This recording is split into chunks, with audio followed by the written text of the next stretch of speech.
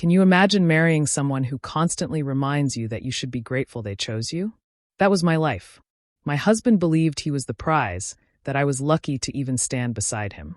Stick with me while I share my story, and if it touches you, don't forget to support our channel by hitting that subscribe button, dropping a like, and sharing it with the people you care about. When I first met Daniel, he was charming, the kind of man who could make anyone feel special with his words. He was confident, well-dressed, and always seemed to know what to say. I fell for him quickly, believing I had finally found the man who would stand by me, love me, and treat me with respect. But that image started to change soon after our wedding. His compliments faded, and in their place came subtle digs. At first, I thought he was joking, brushing it off when he said things like, "You should thank your lucky stars I picked you."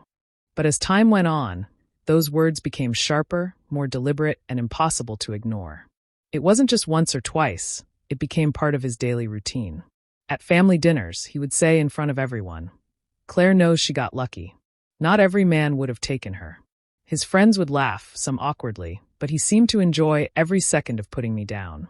Behind closed doors, it was no different. He reminded me again and again that without him, I was nothing. I learned to keep quiet, to avoid arguments, and to swallow my pain. Daniel carried himself like he was the provider, the man who kept everything together. In reality, he barely managed his own responsibilities. He spent recklessly, made poor choices, and yet had the nerve to call himself the reason our life worked. I let him think that. I didn't argue, didn't try to prove him wrong, because deep inside, I knew something he didn't. For years, I lived under his arrogance, keeping my truth close to my heart. He thought I needed him to survive, but what he never realized was that I was standing on my own feet the entire time.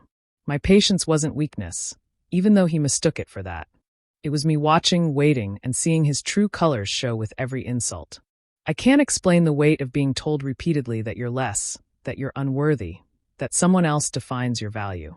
It wears you down little by little, until one day, you either break or decide to stand up. I was reaching that breaking point. His words didn't sting the way they once did. They only confirmed what I already knew. He never saw me for who I truly was. Looking back, those years taught me a hard but powerful lesson. Love without respect is nothing but control. And control never lasts forever. Claire was the kind of woman who carried warmth wherever she went. She was thoughtful, soft-spoken, and always willing to put others before herself. When she married Daniel, she believed she had found a partner who would value those qualities. But the man she thought she knew quickly showed a different side once the wedding was over. His charm faded into arrogance, and his words, once sweet, turned into constant reminders that he considered himself above her. It started with small remarks that could easily be mistaken for jokes. At the dinner table, he would look at her and say, "You're lucky I married you. Not every man would settle for this." At first, Claire tried to laugh it off, hoping he didn't mean it. But the more time passed, the bolder he became with his words. Soon, these comments weren't whispered or hidden. They were said out loud in front of others. At family gatherings, he would tell stories that painted Claire as less than she was. He would mock her choices, her habits, even the way she spoke. His friends and family laughed along, either not realizing the sting behind his words or choosing to ignore it. Every time he said those things, Claire felt a piece of her dignity slip away. She stayed quiet, not because she agreed, but because she didn't want to cause a scene. Her silence was mistaken for acceptance, and that only gave Daniel more power. He thrived on putting her down, as if reminding her of her supposed place in the marriage gave him a sense of control. In private, things weren't much different. If she tried to share her opinion about something as simple as what to cook for dinner or how to decorate the house, he would dismiss her. "What do you know about that? Just leave it to me," he would say. His words carried an edge that made Claire feel small in her own home. She learned to hold back, to keep her thoughts to herself, because arguing only led to more harsh comments. The worst part for Claire wasn't just the words themselves, but the way they chipped at her confidence. She had always been a strong woman inside, but Daniel's constant belittling made her question her worth. She wondered if others saw her the way he did, if maybe she was, in fact, lucky to have him. That was his greatest weapon, not anger or shouting, but the slow erosion of her belief in herself. Despite all this, Claire endured. She carried herself with quiet strength, never fighting back in public, never letting anyone see the cracks he was creating in her. She believed in love, in loyalty, and in keeping her vows, even when they felt like chains. But deep inside, a part of her was beginning to see the truth. Love was supposed to build you up, not break you down. And every cruel remark from Daniel only pushed her closer to realizing she was living in a marriage built on insults, not respect. Daniel liked to show the world that he was a man of importance. He dressed in expensive suits, drove flashy cars, and never missed a chance to spend on things that would make him look successful. To outsiders, it appeared as if he was the one holding everything together, the man who provided a lifestyle others would envy. But the truth was very different. Behind closed doors, his wealth wasn't real. It was borrowed, taken for granted, and built on a foundation he didn't even recognize. In the marriage, Daniel claimed every decision as his own. If they were buying furniture, he decided. If they were choosing a vacation, it was his choice. He acted as though Claire's opinions had no weight, brushing them aside with a wave of his hand. "I know better," he often said, as though her thoughts didn't deserve a place in the conversation. He loved control, and part of that control came from pretending to be the one who earned everything they had. But while Daniel played the role of a successful man, Claire was the one quietly keeping things together. She worked behind the scenes, managing investments, keeping track of bills, and making sure their life didn't crumble under the weight of Daniel's reckless spending. He never cared to notice how the money never ran out, how the debts never piled up too high, or how things always seemed to fall back into balance. In his eyes, it was his brilliance that kept them afloat, never Claire's efforts. Claire had always been smart with money. She had inherited a significant amount years before, but she never flaunted it. Instead, she studied, made careful investments, and built her own quiet empire in the background. Daniel never asked where the stability came from. He assumed his charm and so-called leadership were enough. He was too busy living grandly to question why things always worked in their favor. Weekends were the clearest example of his carelessness. He would plan lavish parties, invite people they barely knew, and spend large amounts of money on food, drinks, and decorations. Claire would watch silently, knowing he was wasting money, but she stayed calm because she already had a plan. She knew that when the time came, the truth would reveal itself. For now, she allowed him to live in his illusion. Even in day-to-day life, Daniel's arrogance never faded. If Claire suggested saving instead of spending, he would laugh. "You worry too much," he would say. If she brought up planning for the future, he would dismiss her entirely. He was blind to the fact that the very future he bragged about was being secured by the woman he treated as unworthy. Through it all, Claire never stopped working in silence. Every contract signed, every property purchased, and every share invested was her doing. Daniel never noticed because he never cared to look beyond himself. And while he lived lavishly, pretending he was the one providing everything, Claire knew the truth. He was living on her efforts, her planning, and her wisdom. Claire had always believed that real love wasn't about money or possessions. That was why she never told Daniel the full truth about her financial situation. Long before their marriage, she had received a large inheritance from her family. Instead of spending it carelessly, she treated it with care. She invested wisely, bought properties, and grew her fortune step by step until it reached more than $50 million. But she never let it define her. To her, it was just security for the future, not something to boast about. When Daniel came into her life, Claire made a choice. She didn't want to lead with money. She wanted to see if he could love her as a person, not as a number in a bank account. So she kept her wealth private, living in a way that didn't give away her true standing. She wore simple clothes, lived modestly, and let Daniel believe they were just an average couple trying to build a life together. She thought that if he loved her, it would be because of her heart, not her fortune. But Daniel's behavior gave her the painful answer she had hoped never to face. Instead of showing her respect, he constantly reminded her that she was beneath him. Instead of valuing her quiet strength, he acted like she should be grateful for his presence in her life. He didn't know the truth, and yet he treated her as if she had nothing to offer. Every time he told her she was lucky, it stung, not because it was true, but because it showed just how little he valued her. What Daniel didn't realize was that the life he flaunted, the lifestyle he claimed credit for, was made possible by the very woman he belittled. He never wondered how things stayed afloat, never asked where the money came from, never cared enough to see past his own pride. If he had looked closer, he would have realized that Claire wasn't depending on him at all. He was the one depending on her. Claire carried this secret quietly, letting him live in his illusion. She didn't reveal it because she still held on to a small hope that maybe, one day, he would change. Maybe he would see her for who she really was, without needing the lure of wealth to respect her. But the longer she waited, the clearer the truth became. Daniel's love was never about her as a person. It was about control, pride, and the image he wanted to project. The difference between them was striking. Claire had power, but she didn't feel the need to use it against him. Daniel had arrogance, but nothing real to back it up. She knew the truth, and though she stayed silent, she also knew that the day would come when her silence would no longer protect him. She wasn't just a gentle-hearted wife living in his shadow. She was a woman worth millions, in every sense of the word. It happened on a night that began like any other. Claire had cooked dinner, and Daniel came home later than usual. He walked in with that same careless attitude, tossing his jacket over the chair, not bothering to thank her for the meal. As they sat down, a small disagreement started. Something ordinary about expenses, the kind of thing most couples would talk through. But with Daniel, every discussion became a battlefield. His pride couldn't allow a simple exchange without turning it into a reminder of how little he thought of her.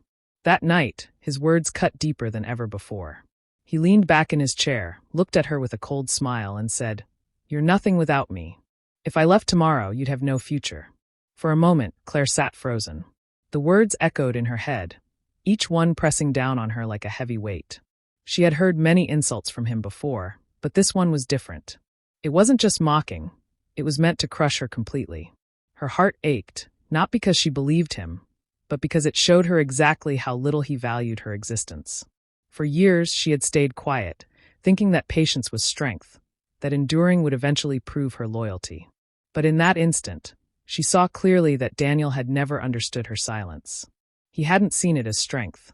He had mistaken it for dependence. He thought she stayed because she had no choice, because she needed him to survive. Claire lowered her fork and sat in silence, but her mind was racing.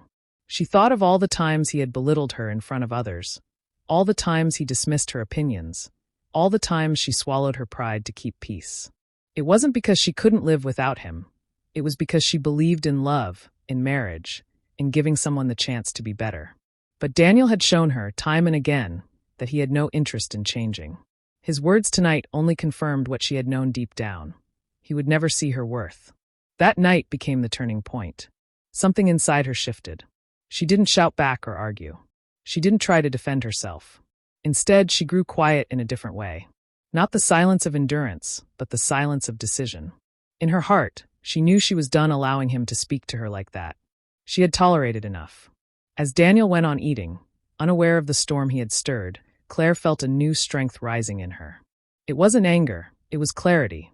She no longer saw herself as the woman trying to save a marriage.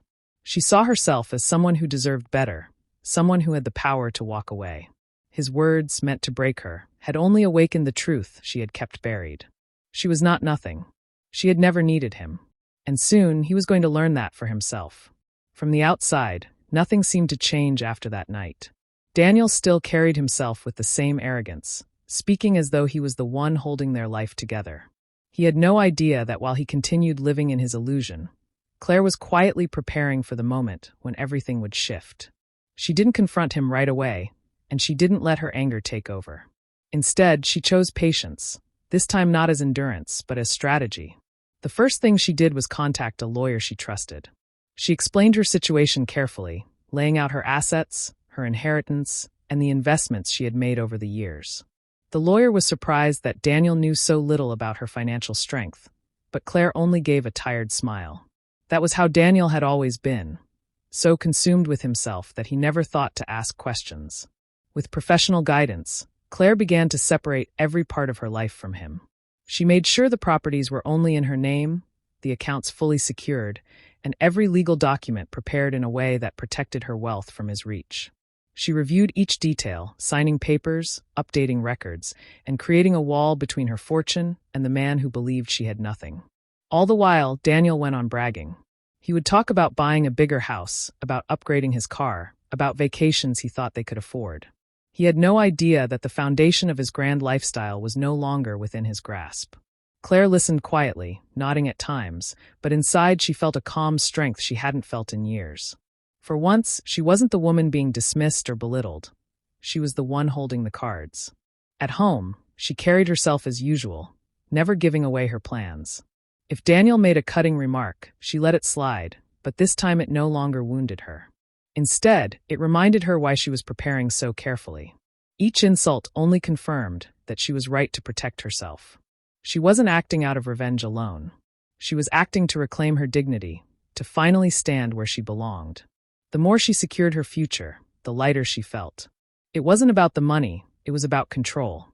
Daniel had spent years trying to convince her she was powerless, but now she was making sure that when the time came, he would see the truth. He thought he was her savior, the man she couldn't live without. Soon, he would learn that she was the one who had carried him all along. By the time her preparations were complete, Claire no longer felt trapped. She had built a safety net so strong that nothing Daniel said or did could take it away from her. She didn't need to rush, because she knew the moment would come naturally.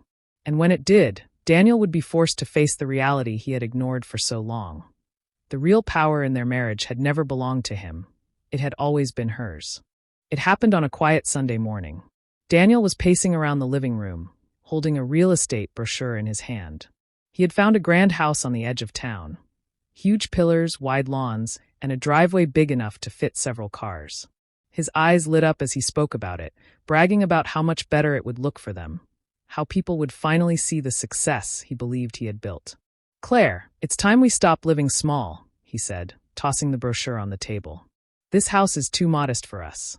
I want something bigger, something that shows who we are. If we sell this place, I can make the rest happen. With my success, it's only right that we upgrade."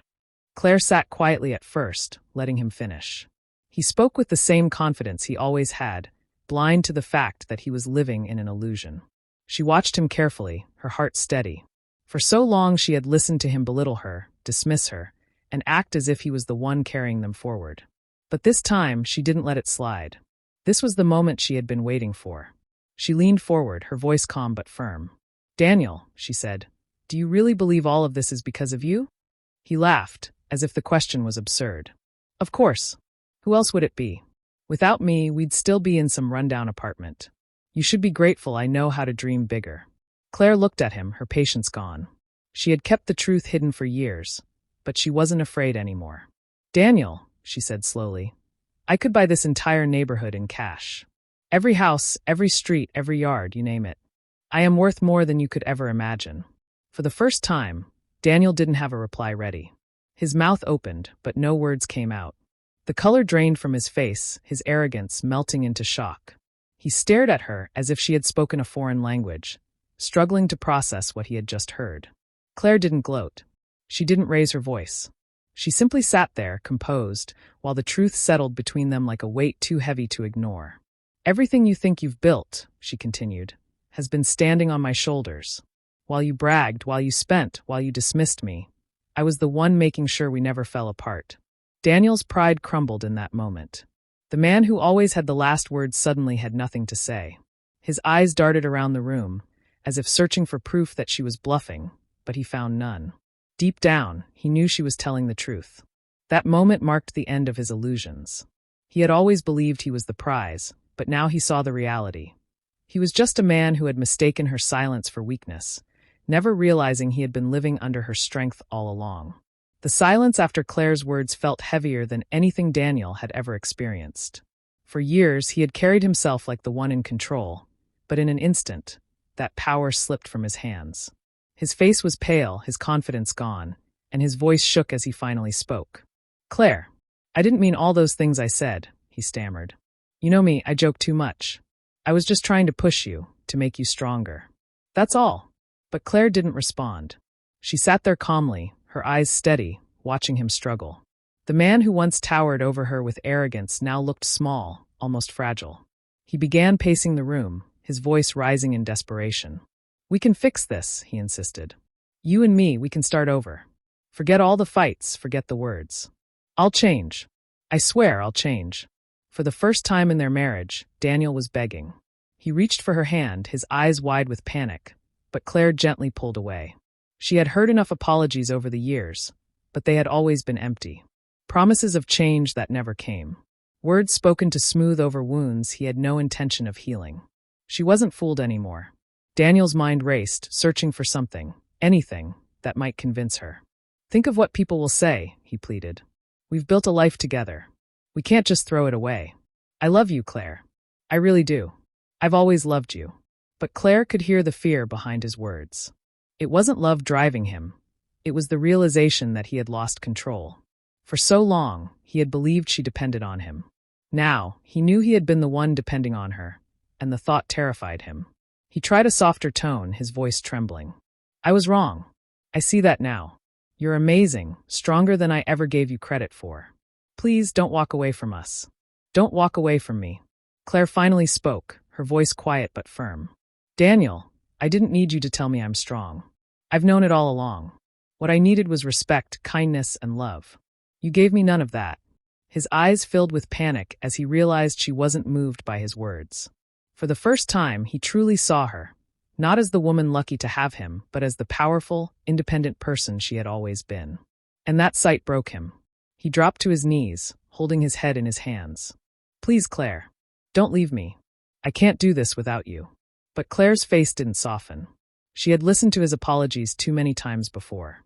Now, she understood they were nothing more than desperate words, born from fear, not from love.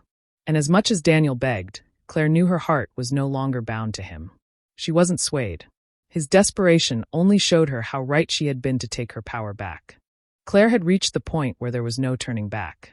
Daniel's begging and promises could no longer reach her. She had carried the weight of his insults and arrogance for years, but now she carried something stronger, clarity. She knew what she deserved, and it was not a life with him. The very next week, she met with her lawyer and started the process of divorce. Filing those papers felt like lifting a heavy stone off her chest. For so long, Daniel had tried to convince her that she couldn't survive without him. But with each signature, each document reviewed, she proved to herself that she had never needed him at all. Every step was a reminder that her future belonged to her, not to the man who had spent years trying to break her spirit. When Daniel was served with the divorce papers, his reaction was exactly what Claire expected. At first, there was shock. He couldn't believe she was serious. Then came anger, followed by more desperate pleas.